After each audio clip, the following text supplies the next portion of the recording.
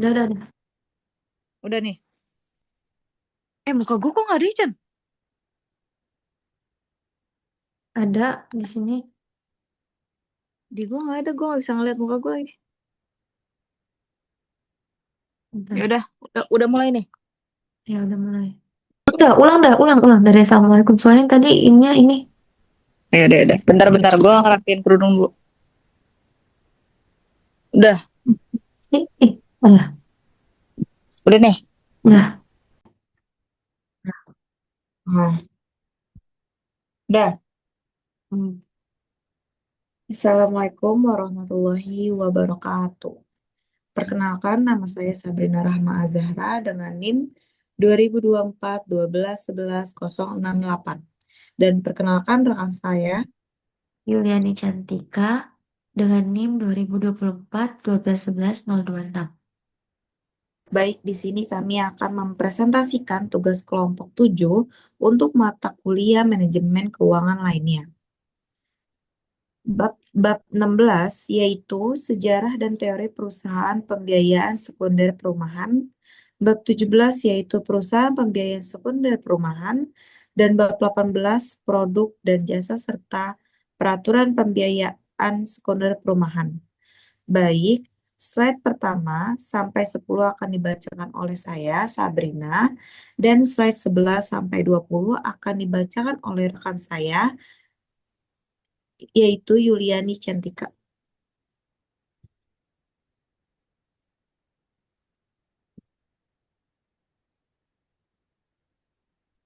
Mak, garis waktu dan sejarah. Tahun 1983, awalnya muncul diskusi intens antara para pemangku kepentingan tentang perlunya lembaga pembiayaan sekunder perumahan. Tujuannya adalah agar masyarakat lebih mudah mendapatkan akses pembiayaan rumah di tahap rumah. Di tahap ini masih berupa ide dan pengumpulan kebutuhan dasar, belum ada lembaga resmi yang terbentuk. Yang kedua ada tahun 1993 sampai 2000-an awal.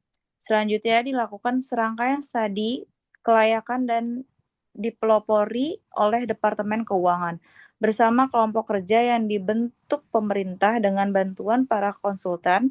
Fokus utama studi ini adalah menilai apakah sistem pembiayaan sekunder perumahan layak diterapkan di Indonesia, serta menentukan mekanismenya. Dan yang ketiga, tahun 1998, Kementerian Keuangan mengeluarkan keputusan nomor 132 garing KMK 014 garing 1998 yang membuka peluang pembentukan lembaga pembiayaan sekunder. Namun, pada masa itu belum ada investor yang berminat, sehingga pembentukan lembaga tersebut belum direalisasikan. Yang keempat, tahun 2005. Langkah hukum untuk mewujudkan lembaga ini akhirnya kuat berdasarkan Peraturan Pemerintah Nomor 5 Tahun 2005 dan Peraturan Presiden Nomor 19 Tahun 2005 tentang pembiayaan sekunder perumahan. Dibentuklah PT Sarana Multigria Finansial atau Persero pada 22 Juli 2005. Tujuannya untuk menyediakan likuiditas jangka panjang bagi lembaga penyalur kredit kepemilikan rumah atau KPR, sehingga sistem pembiayaan perumahan di Indonesia menjadi lebih stabil. Yang kelima ada 26 Januari 2008. Terbit Peraturan Presiden Nomor 1 Tahun 2008 yang mengubah Perpres sebelumnya. Perubahan ini menegaskan bahwa peran utama SMF adalah melakukan transaksi sekuritisasi yang yaitu mengubah kumpulan aset, misalnya tagihan KPR, menjadi surat berharga yang bisa dijual kepada investor. Namun, karena saat itu lembaga penyalur KPR belum siap melakukan sekuritisasi secara mandiri, SMF juga berperan menyediakan likuiditas. Artinya, membantu pendanaan agar lembaga penyalur KPR tetap bisa beroperasi dengan lancar. Kegiatan ini berlangsung hingga tahun 2018. Setelah itu, SMF mulai diarahkan menjadi katalisator pasar yang berfokus pada sekuritisasi dan menjadi penjamin atau garantor bagi surat utang dari lembaga penyalur KPR yang memenuhi syarat. Selanjutnya ada tujuan dan fungsi perusahaan pembiayaan sekunder perumahan. Yang pertama, membangun dan mengembangkan pasar pembiayaan sekunder perumahan.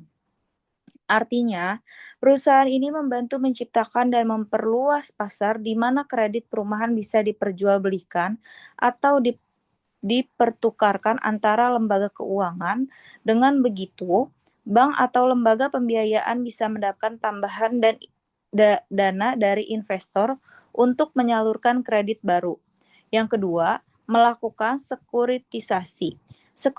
Sekuritisasi adalah proses mengubah kumpulan kredit atau tagihan seperti KPR menjadi surat berharga yang bisa dijual di pasar modal.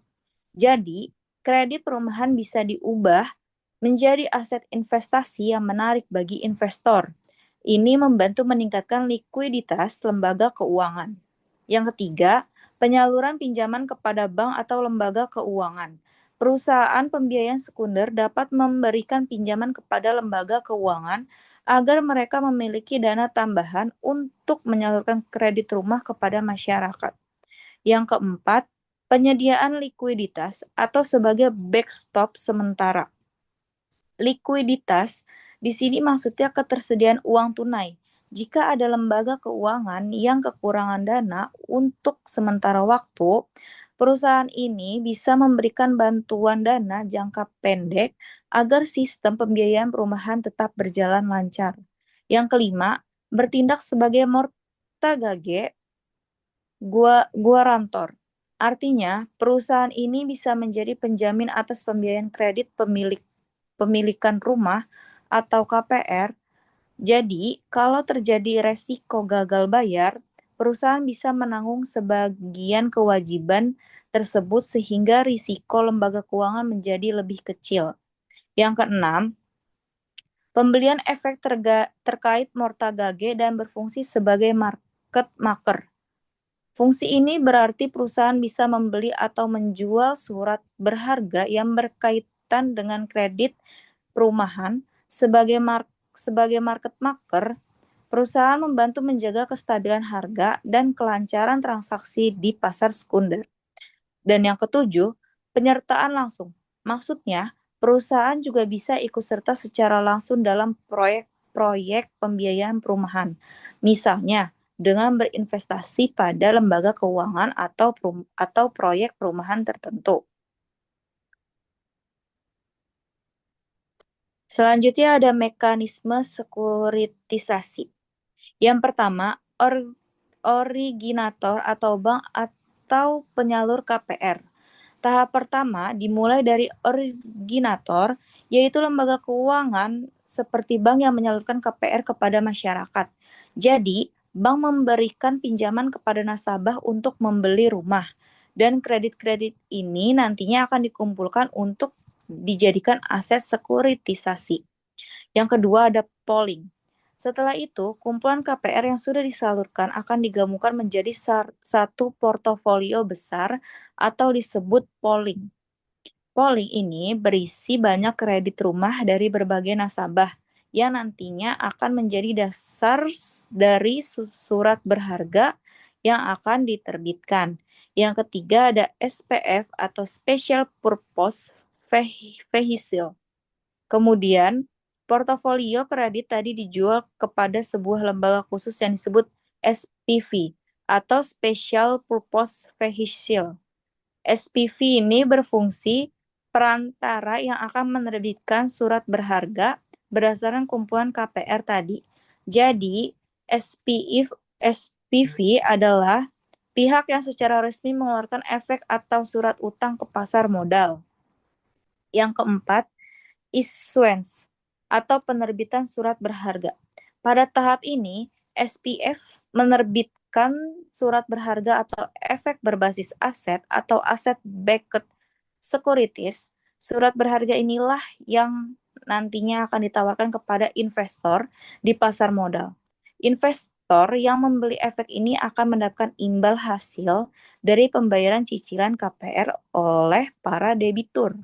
Yang kelima, Credit enhancement. Agar investor merasa aman dan tertarik membeli efek ini, biasanya dilakukan credit enhancement atau peningkatan kualitas kredit. Contohnya, dengan memberikan jaminan tambahan, asuransi, atau dukungan dari lembaga penjamin, tujuannya agar resiko gagal bayar menjadi lebih kecil. Yang keenam ada servicing. Setelah surat berharga diterbitkan, masih ada pihak yang bertugas mengelola pembayaran cicilan dari debitur KPR. Proses ini disebut servicing. Biasanya bank asal atau originator tetap menjadi pihak yang mengumpulkan pembayaran dan menyalurkan ke SPF untuk diteruskan ke investor. Yang ketujuh ada investor. Investor adalah pihak yang membeli surat berharga hasil sekuritisasi. Mereka mendapatkan keuntungan berupa pembayaran bunga dan pokok dari cicilan KPR yang dibayarkan oleh para debitur. Jadi, aliran dananya berasal dari masyarakat lewat cicilan rumah, kemudian diteruskan ke investor. Yang kedelapan ada peran perusahaan sekunder. Nah, disinilah peran penting perusahaan pembiayaan sekunder perumahan.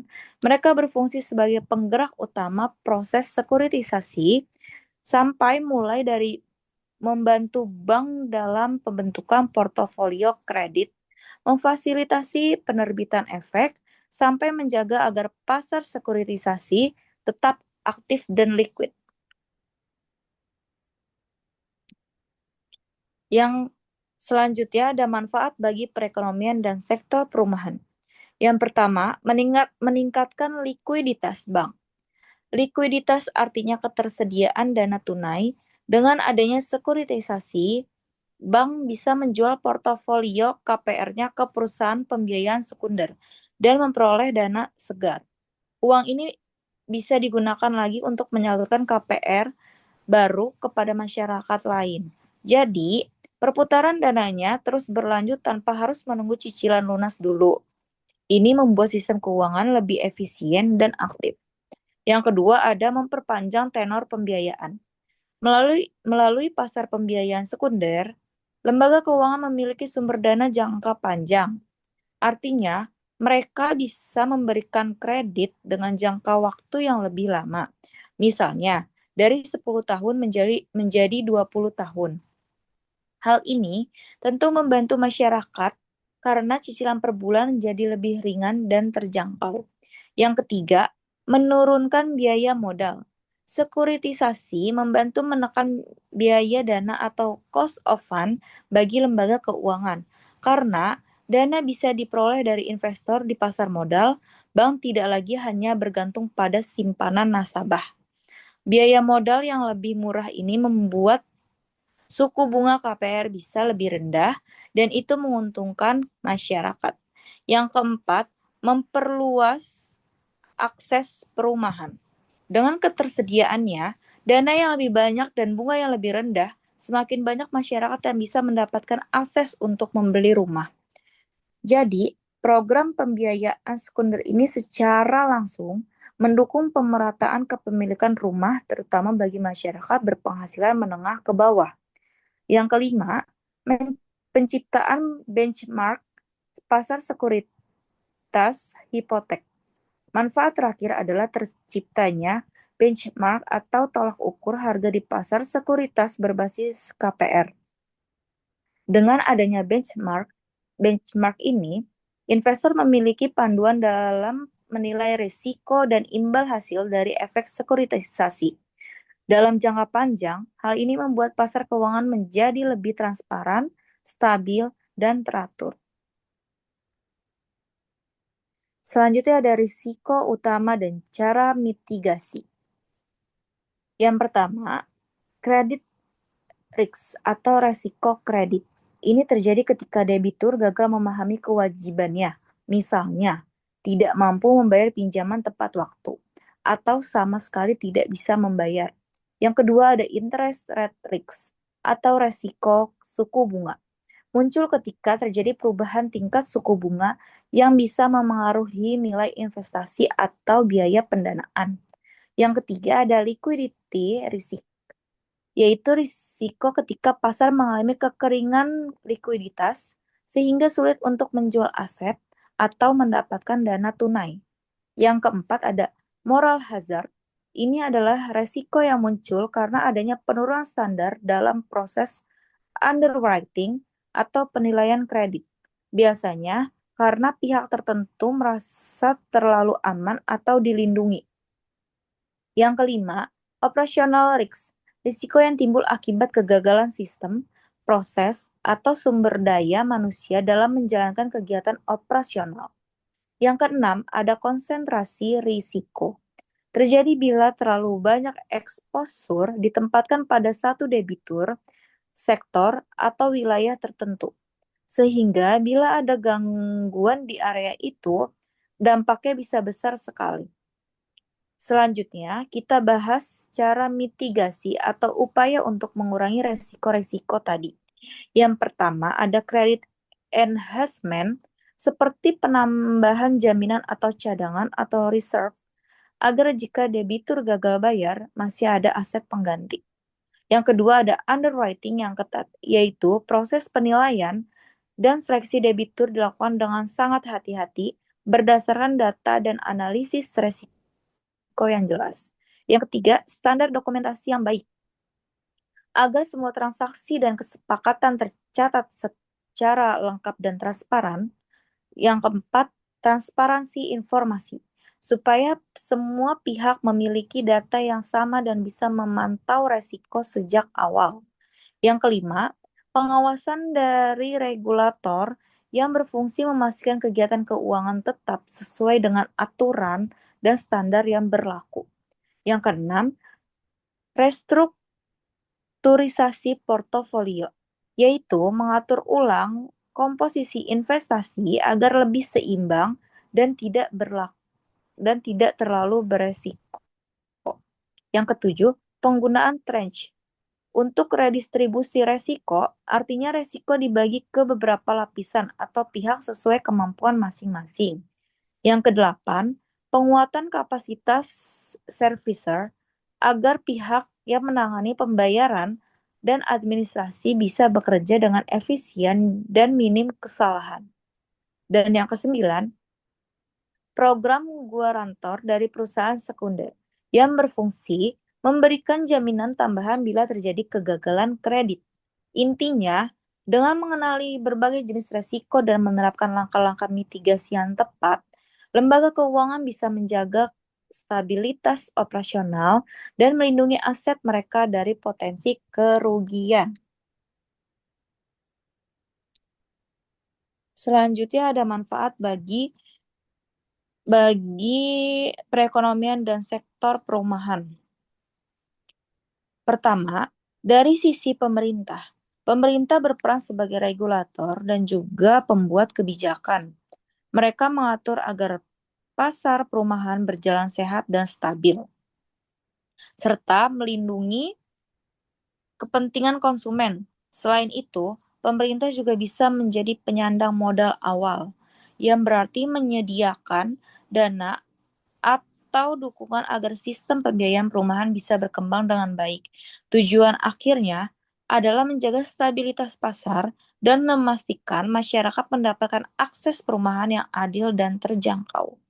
Yang kedua, bagi bank atau penyalur kredit pemilik kepemilikan rumah atau KPR, bank berperan sebagai originator pinjaman, yaitu pihak yang memberikan pembiayaan kepada masyarakat untuk membeli rumah. Melalui sistem sekuritisasi, bank bisa menjual portofolio KPR mereka kepada pihak lain untuk mendapatkan likuiditas tambahan.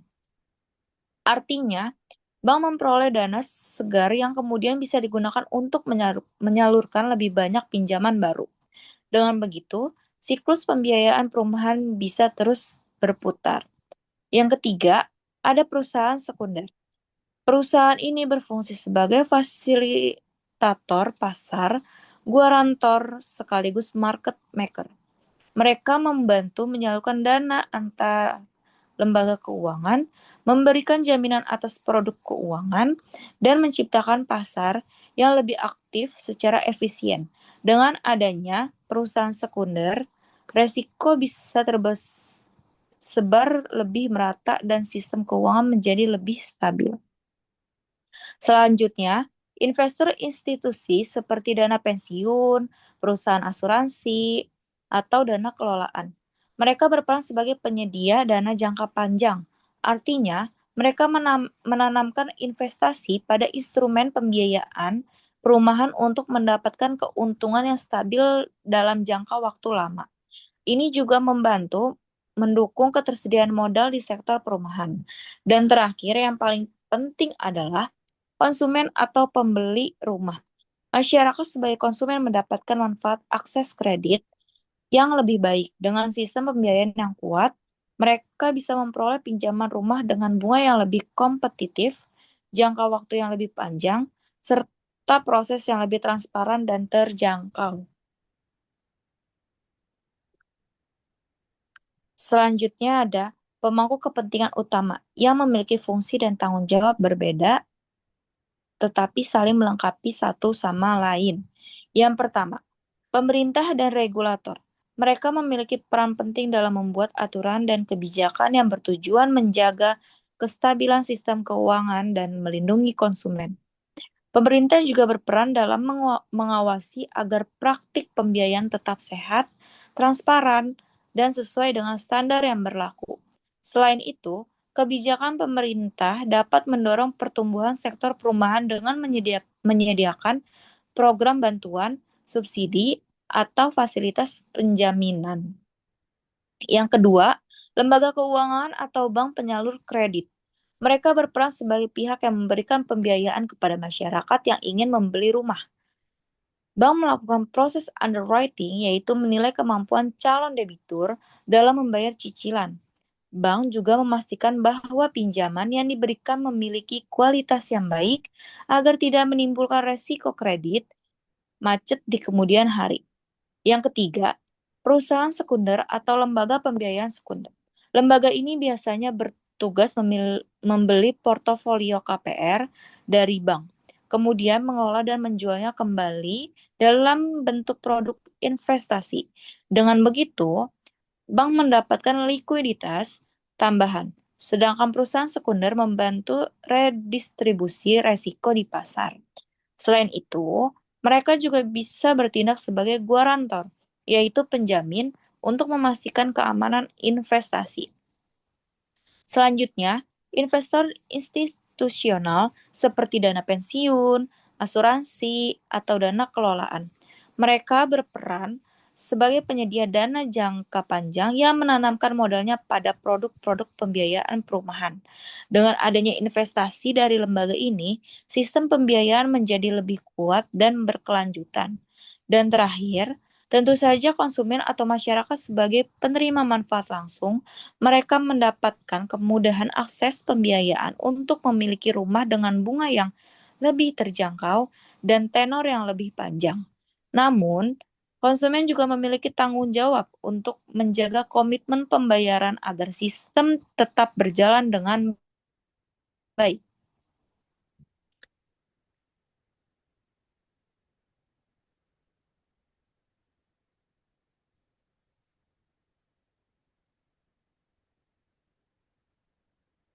Selanjutnya ada perusahaan pembiayaan sekunder perumahan, yaitu lembaga yang memiliki peran penting dalam menjaga keberlanjutan pendanaan sektor perumahan di Indonesia. Pertama-tama, perusahaan pembiayaan sekunder perumahan adalah lembaga berbentuk perseroan terbatas atau PT yang dibentuk dengan tujuan untuk menyediakan dan menyalurkan dana jangka menengah hingga jangka panjang bagi sektor perumahan. Lembaga ini membantu menghubungkan antara pasar keuangan dan sektor perumahan sehingga dana dari pasar modal bisa digunakan sebagai sumber pembiayaan KPR. Dengan adanya lembaga ini, pasar perumahan menjadi lebih stabil karena bank tidak harus menanggung beban pembiayaan KPR secara terus-menerus. Dana yang mereka gunakan bisa berputar kembali melalui mekanisme yang disebut sekuritisasi.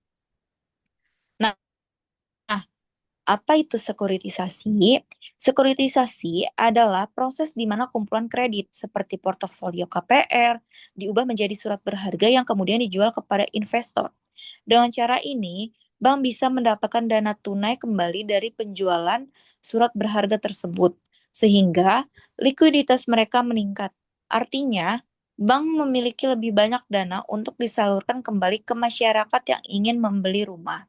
Selain itu, perusahaan pembiayaan sekunder juga membantu mengatasi masalah yang disebut backlog perumahan, yaitu kekurangan jumlah rumah layak huni di masyarakat. Dengan tersedianya sumber pembiayaan jangka panjang, pembangunan rumah dapat terus ditingkatkan, sehingga kebutuhan hunian masyarakat bisa lebih cepat terpenuhi. Kemudian, ada juga istilah maturity mismatch, yaitu ketidaksesuaian antara sumber dana jangka pendek seperti deposito dan penggunaannya untuk pembiayaan jangka panjang seperti KPR. Di sinilah fungsi perusahaan sekunder sangat penting. Mereka membantu menjembatani perbedaan waktu antara dana jangka pendek dan jangka panjang agar sistem keuangan tetap seimbang dan sehat. Selain itu, sekuritisasi juga membantu memperbaiki CAR, Capital Adequacy Ratio, atau rasio kecukupan modal bank. Ketika kredit KPR dialihkan ke perusahaan pembiayaan sekunder, beban kredit tersebut keluar dari neraca bank.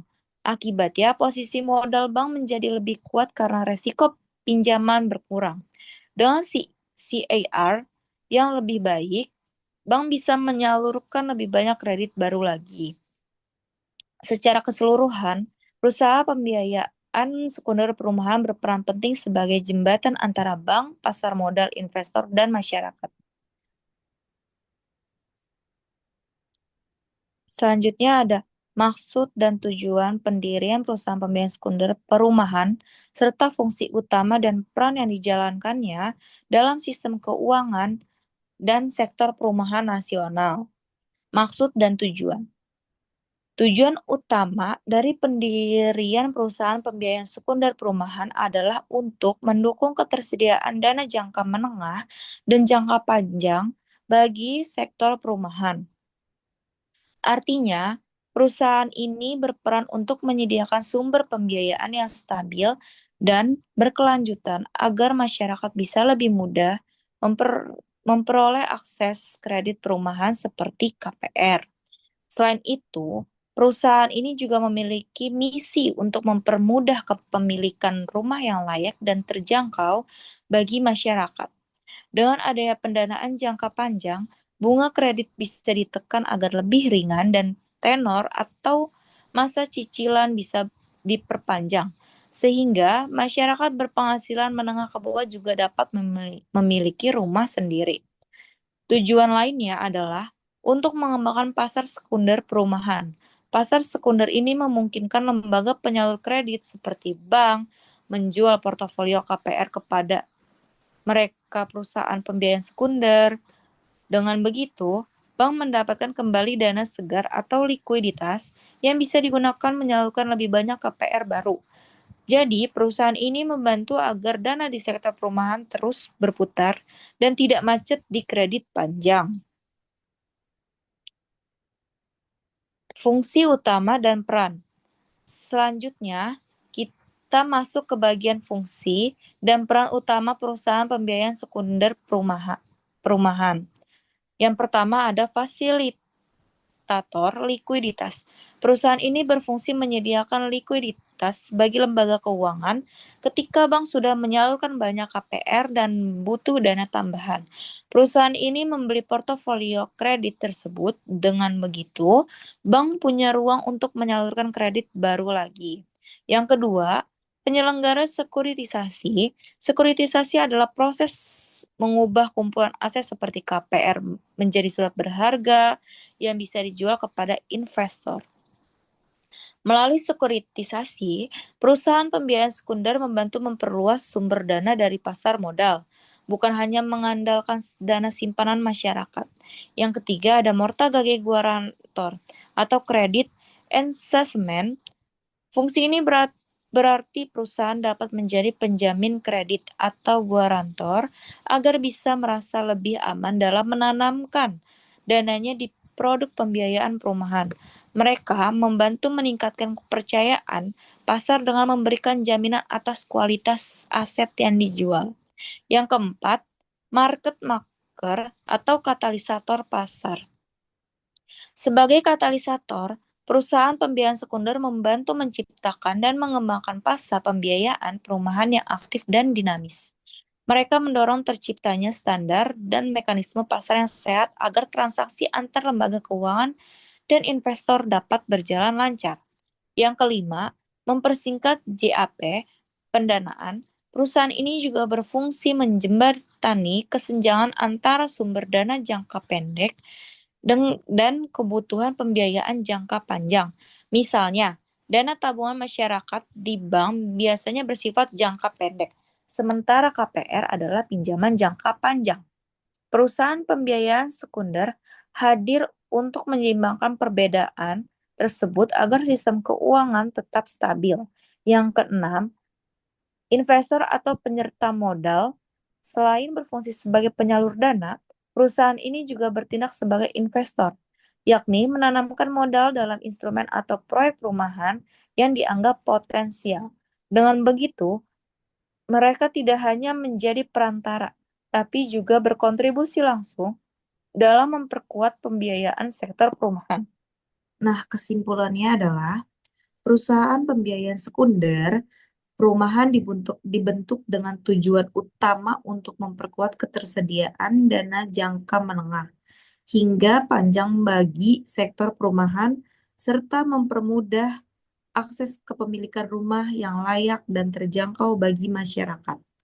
Selain itu, perusahaan ini berperan penting dalam mengembangkan pasar sekunder pembiayaan perumahan, sehingga lembaga penyalur seperti bank dapat menjaga likuiditasnya dan menyalurkan lebih banyak kredit pemilikan rumah atau KPR. Dalam pelaksanaannya, perusahaan berfungsi sebagai fasilitator likuiditas, penyelenggaraan sekuritisasi, penyediaan penjaminan hipotek, dan peningkatan kualitas kredit atau kredit enhancement, serta market maker yang bertindak sebagai katalisator dalam menggerakkan pasar. Perusahaan ini juga membantu menjembatani kesenjangan pendanaan antara kebutuhan masyarakat dan kapasitas lembaga penyalur dana, sekaligus berperan sebagai investor atau penyerta modal dalam ekosistem pembiayaan perumahan. Secara keseluruhan, keberadaan perusahaan pembiayaan sekunder perumahan sangat strategis karena meningkatkan stabilitas, likuiditas, dan efisiensi sistem pembiayaan perumahan, yang pada akhirnya mendukung perluasan akses masyarakat terhadap hunian yang lebih layak dan terjangkau. Selanjutnya akan dibacakan oleh rekan saya yaitu Yuliani Cantika. Selanjutnya akan saya lanjutkan. Di sini kita mulai dari slide bagaimana mekanismenya. Nah, di bagian ini tuh menjelaskan alur kerja atau sistem pembiayaan sekunder perumahan, yaitu bagaimana dana dari investor dapat mengalir kembali ke masyarakat dalam bentuk KPR atau kredit pemilikan rumah. Nah, yang pertama ada bank atau penyalur menyalurkan KPR ke masyarakat atau originator. Maksudnya itu, ini merupakan tahap awal dimulainya itu dari bank atau lembaga pembiayaan yang memberikan KPR kepada masyarakat. Bank disebut originator karena mereka adalah pihak asal dari tagihan KPR. Kemudian tahap kedua, bank mengumpulkan portofolio KPR yang memenuhi syarat. Nah, kumpulan kredit KPR yang lancar dan memenuhi ketentuan tertentu, misalnya debitur memiliki riwayat bayar baik, jaminan jelas, dan tenor wajar, dikumpulkan menjadi satu portofolio yang bisa dijual atau dipindahkan ke pihak lain. Kemudian ada perusahaan sekunder atau SPV membeli portofolio tersebut atau memfasilitasi sehingga em, bank menerima uang tunai kembali. Nah, di sini tuh SPV atau Special Purpose Vehicle atau perusahaan pembiayaan sekunder seperti PT SMF membeli kumpulan tagihan KPR dari bank. Tujuannya agar bank mendapat dana tunai kembali. Kemudian bank menerima uang tunai kembali, yaitu setelah portofolio dijual, bank memperoleh dana segar yang bisa digunakan untuk menyalurkan KPR baru ke masyarakat. Ini mengatasi masalah kekurangan dana jangka panjang. Kemudian, perusahaan sekunder atau SPV menerbitkan sekuritas atau MBS. Nah, MBS ini kepanjangannya itu Mortgage Backed Securities. Adalah surat berharga berbasis tagihan KPR. Arus kas dari cicilan debitur digunakan untuk membayar imbal hasil kepada investor yang membeli MBS ini. Kemudian ada credit enhancement atau jaminan tambahan. Nah, agar sekuritas tersebut lebih aman, PT SMF atau SPV memberikan jaminan tambahan seperti cadangan dana, garansi, atau asuransi risiko agar menarik minat investor. Kemudian dampak keseluruhan mekanisme ini tuh likuiditas bank membaik.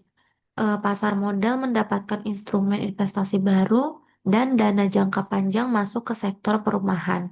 Hal ini memperbaiki rasio kecukupan modal bank atau CAR serta memperluas akses pembiayaan rumah. Nah, kemudian ada manfaat sektor dan publik. Bagian itu menjelaskan keuntungan dari mekanisme pembiayaan sekunder perumahan bagi perbankan, masyarakat, dan pemerintah. Penjelasannya itu yang pertama, bank punya dana lagi untuk memberi KPR baru. Maksudnya setelah menjual portofolio KPR, bank memperoleh modal baru untuk menyalurkan kredit tambahan tanpa harus menunggu pelunasan dari debitur lama. Kemudian yang kedua itu ada tenor kredit KPR bisa lebih panjang dan stabil karena sumber daya dana jangka panjang dari pasar pasar modal. Nah, ini tuh karena pendanaan berasal dari pasar modal atau yang umumnya jangka panjang. Tenor kredit ke masyarakat juga dapat diperpanjang, menciptakan cicilan yang lebih ringan dan stabil. Yang ketiga, ada harga rumah dan pembiayaan lebih terjangkau. Jika biaya pendanaan menurun karena pasar modal efisien, maka bunga KPR bisa lebih rendah sehingga masyarakat lebih mudah membeli rumah. Lalu selanjutnya ada munculnya pasar sekunder atau MBS. Instrumen seperti MBS menjadi alternatif investasi baru bagi investor institusi, misalnya dana pensiun dan asuransi, yang mencari investasi jangka panjang dengan risiko terkendali. Kemudian ada yang terakhir itu peran pemerintah berkurang dalam subsidi langsung. Karena sebagian pembiayaan disediakan oleh pasar modal, pemerintah tidak perlu sepenuhnya menanggung beban subsidi perumahan rakyat. Nah, yang berikutnya ini ada produk dan jasa serta peraturan pembiayaan sekunder perumahan. Nah, di bagian ini kita memasuki bagian yang menjelaskan produk utama dan kegiatan bisnis PT SMF Serop, serta landasan hukum yang mengatur operasionalnya. Nah, kegiatan usaha utama PT SMF Serop. Kegiatannya itu terdiri dari dua kegiatan pokok. Yang pertama itu sekuritas KPR. Sekuritas KPR adalah proses mengubah kumpulan tagihan KPR menjadi surat berharga yang dijual di pasar modal. Surat berharganya itu berupa efek beragun aset atau EBA. Tujuannya agar dana dari investor dapat kembali ke sektor perumahan. Kemudian penyaluran pinjaman. Penyaluran pinjaman ini ketika PT SMF menyalurkan pinjaman kepada lembaga penyalur KPR, misalnya bank melalui dua skema utama, yaitu yang pertama refinancing atau pembiayaan kembali. Pembiayaan kembali ini ketika bank mendapatkan dana baru dengan menjaminkan tagihan KPR yang sudah ada. Kemudian penyaluran pinjaman kedua yaitu repo KPR atau jual beli tagihan bersyarat. Nah, ini tuh sistemnya bank menjual sementara tagihan KPR kepada PT SMF dengan perjanjian akan membeli kembali di kemudian hari.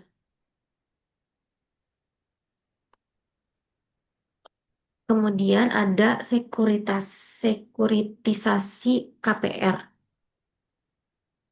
Tujuannya itu adalah memberikan alternatif pendanaan jangka menengah dan jangka panjang kepada lembaga penyalur KPR agar likuiditasnya terjaga. Dasar hukumnya itu diatur oleh POJK nomor 23 garis miring PJOK 04 garis miring 2014 tentang penerbitan efek beragun aset berbentuk surat partisipasi atau EBASP. Prinsip akuntansinya menggunakan konsep true sale. Artinya, aset KPR benar-benar dijual dan dikeluarkan dari neraca bank atau off balance sheet. Nah, kelas EBA ini terbagi menjadi dua. Yang pertama di kelas A itu yang ditawarkan ke investor umum di pasar modal dan kelas B itu ditawarkan hanya ke kreditur asal atau pihak internal tertentu. Nah, ini ada skema repo KPR. Skema repo KPR ini transaksi jual beli tagihan KPR dengan kesepakatan bahwa penjual bank akan membeli kembali tagihan tersebut di masa mendatang. Harga pembeliannya itu berdasarkan nilai buku saat transaksi dilakukan. Sedangkan untuk kewajiban banknya, bank wajib mengganti tagihan yang cacat, atau yang lunas lebih awal agar kualitas portofolio tetap terjaga. Nah, untuk sifat transaksinya itu tidak termasuk jual putus karena ada kewajiban dibeli kembali. Nah, sehingga perlakuan akuntansinya dianggap sebagai pinjaman bukan penjualan. Dasar hukumnya sendiri itu mengacu pada KUHP per pasal 1253, 1338, dan 5584 JO, 613 serta PSAK 43 dan 55 untuk perlakuan akuntansinya. Sedangkan untuk peraturan terkaitnya itu ada Undang-Undang Nomor 21 Tahun 2011 tentang Otoritas Jasa Keuangan. Undang-undang ini mengatur pengawasan dan regulasi terhadap lembaga keuangan. Kemudian ada Undang-Undang Nomor 40 Tahun 2007 tentang perseroan terbatas.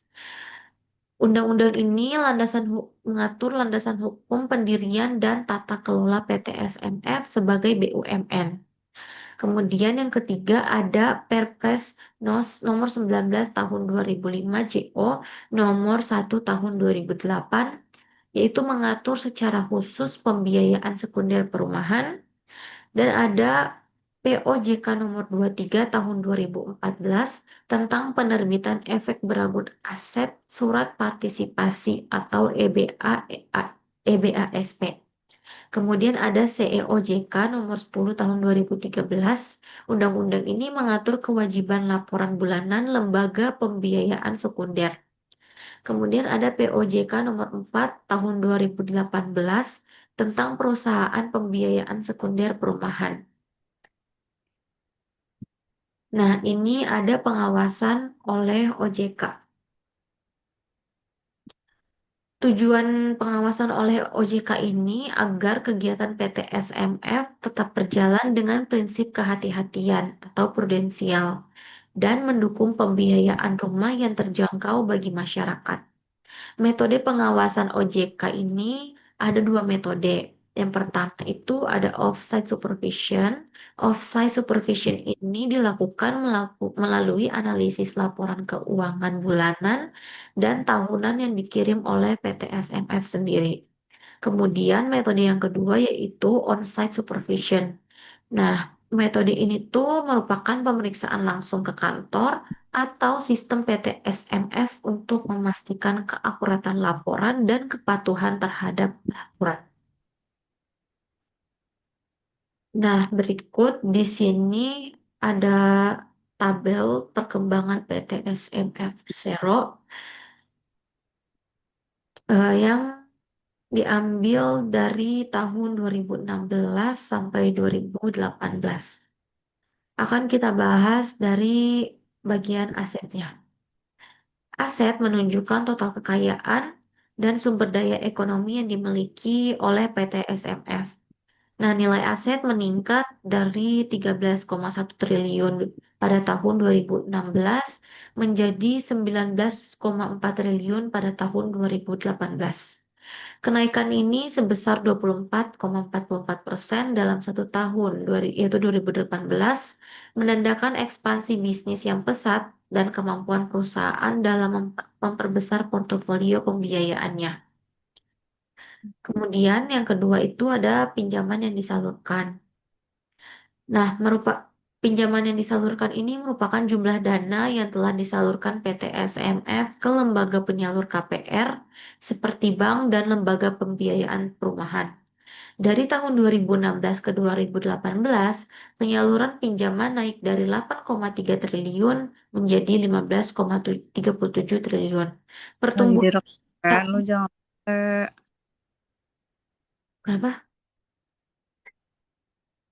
Pertumbuhannya mencapai 38,48 triliun, menunjukkan peran aktif SMF dalam mendukung sektor perumahan nasional melalui peningkatan likuiditas bank penyalur KPR. Artinya, semakin besar masyarakat yang dapat menikmati akses KPR karena adanya tambahan dana dari SMF. Nah, ada juga liabilitas. Liabilitas ini merupakan kewajiban menunjukkan utang dan sumber dana eksternal yang digunakan untuk mendanai kegiatan pembiayaan SMF.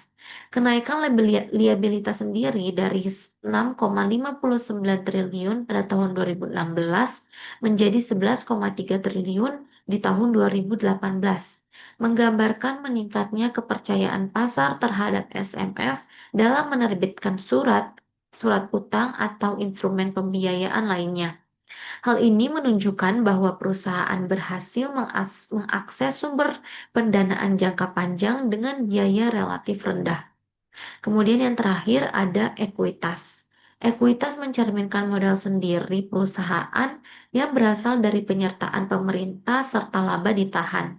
Nilai ekuitas meningkat dari 6,52 triliun pada tahun 2016 menjadi 8,18 triliun pada tahun 2018, menandakan profitabilitas positif dan akumulasi usaha yang sehat. Peningkatan ekuitas juga memperkuat rasio solvabilitas perusahaan sehingga SMF lebih tahan terhadap resiko keuangan jangka panjang. Nah, makna pertumbuhan 2018 yaitu pertumbuhan aset sebesar 24,44% menunjukkan efisiensi manajemen aset dan kemampuan ekspansi bisnis secara berkelanjutan. Pertumbuhan pinjaman 38,48% menandakan peningkatan signifikan dalam penyaluran pembiayaan ke sektor perumahan. Keduanya menggambarkan bahwa SMF berhasil menjalankan fungsi utamanya, yaitu menyalurkan dana jangka panjang dari pasar modal ke sektor perumahan melalui sekuritas dan refinancing.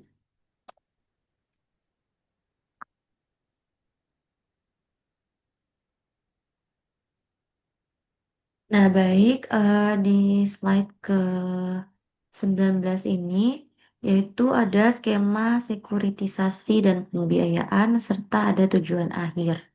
Saya akan membahas yang pertama untuk skema sekuritisasi dan pembiayaan. Nah, di sini ada 3 poin yang termasuk dalam skema sekuritisasi dan pembiayaan.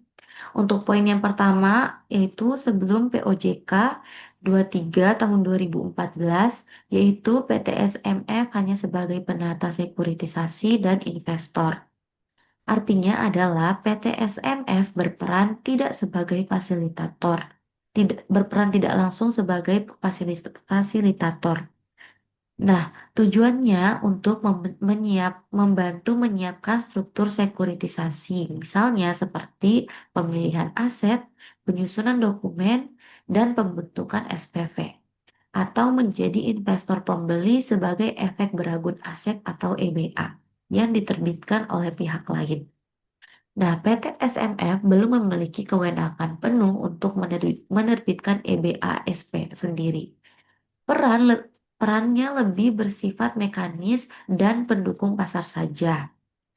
Untuk implikasi praktisnya sendiri, yaitu originator atau bank yang ingin sekuritisasi harus bekerja dengan pihak ketiga yang mengeluarkan sekuritas atau merekrut investor.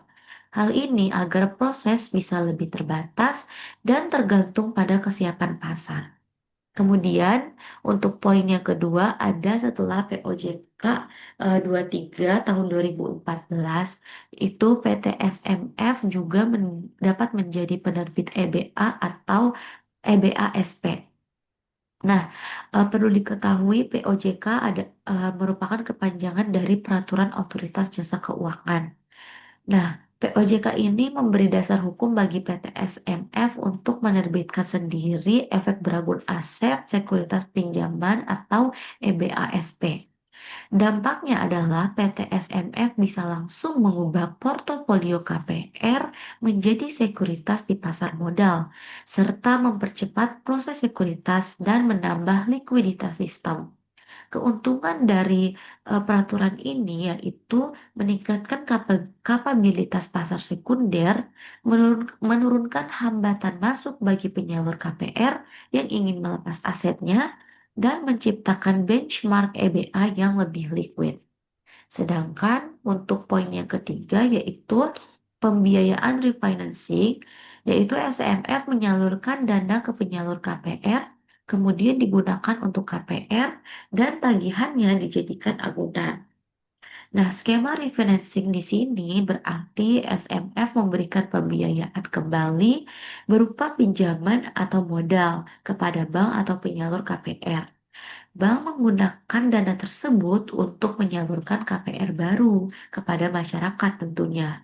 Sebagai imbal baliknya, tagihan atau piutang dari KPR yang ditimbulkan dijadikan agunan atau jaminan bagi pembiayaan yang diberikan SMF.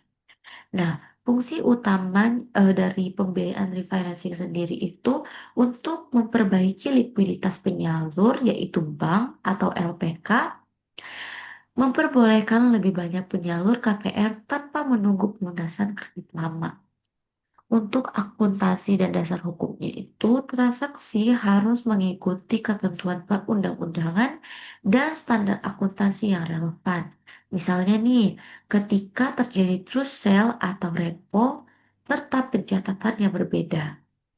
Nah, tentunya pembiayaan refinancing ini memiliki resikonya. Resikonya sendiri itu jika kualitas portofolio KPR buruk, SMF menanggung resiko kredit.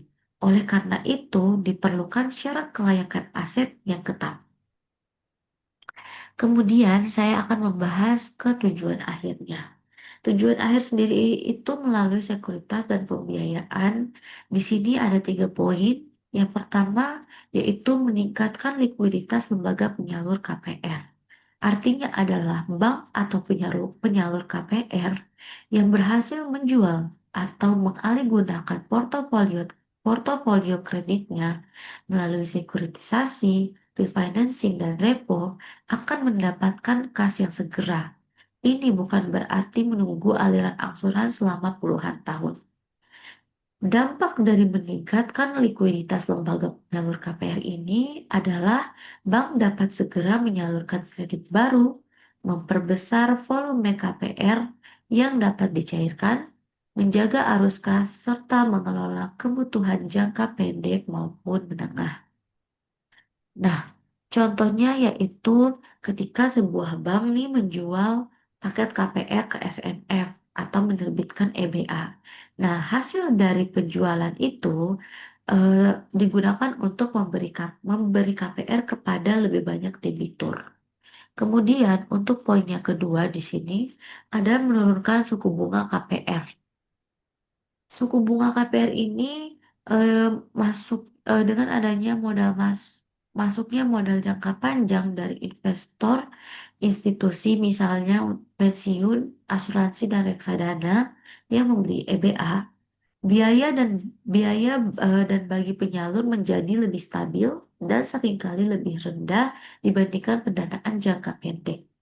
Ketika biaya modal turun, bank atau penyalur dapat menawarkan suku bunga kredit yang lebih rendah kepada konsumen. Asalkan penurunan suku bunga bukan otomatis dan bergantung pada struktur pasar, tingkat risiko EBA dan kondisi makroekonomi. Misalnya ya suku bunga pasar itu sendiri. Dan poin yang terakhir yaitu ada memperluas akses perumahan bagi masyarakat berpenghasilan rendah atau menengah.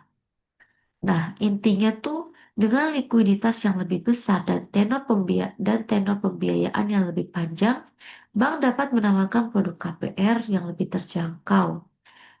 Misalnya angsurannya lebih ringan dan tenornya panjang. Sehingga lebih banyak rumah dapat dijangkau oleh kelompok MPR atau masyarakat berpenghasilan rendah hingga menengah.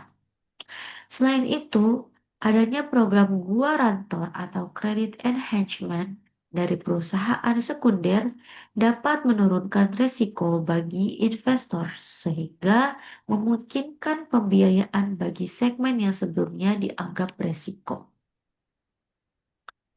Dampak sosial ekonomi dari memperluas akses perumahan bagi masyarakat berpenghasilan rendah ini yaitu mempercepat penurunan backlog perumahan, meningkatkan kepemilikan rumah, dan mendukung stabilitas sosial.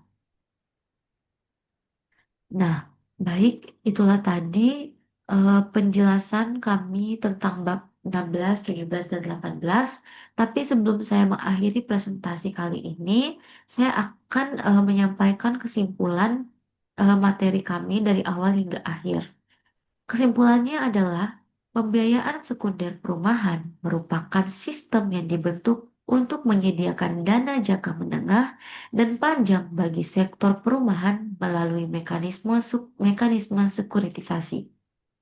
Perjalanan panjang sejak 1983 hingga berdirinya PT Sarana Multigria Finansial Persero pada tahun 2005 menunjukkan pentingnya lembaga ini dalam mengatasi masalah klasik perbankan seperti mismatch pendanaan dan keterbatasan likuiditas untuk menyalurkan KPR. Dengan cara mengonversi portofolio KPR menjadi surat berharga yang dapat dibeli investor, pembiayaan sekunder membuat bank memperoleh likuiditas baru, memperpanjang tenor kredit, serta menurunkan biaya modal sehingga akses masyarakat terhadap rumah menjadi lebih luas dan terjangkau. Keberadaan perusahaan pembiayaan sekunder memberikan dampak besar terhadap stabilitas sistem keuangan dan sektor perumahan. Pemerintah, bank, investor institusi, dan konsumen tentunya semuanya mendapat manfaat melalui peningkatan kapasitas penyaluran KPR. Hadirnya instrumen investasi baru serta tersedianya mekanisme pendanaan jangka panjang yang lebih efisien. Meskipun terdapat resiko seperti kredit macet, fluktuasi suku bunga, dan resiko moral hazard, mekanisme mitigasi seperti credit enhancement, pengawasan ketat, dan standar underwriting bantu menjaga stabilitas.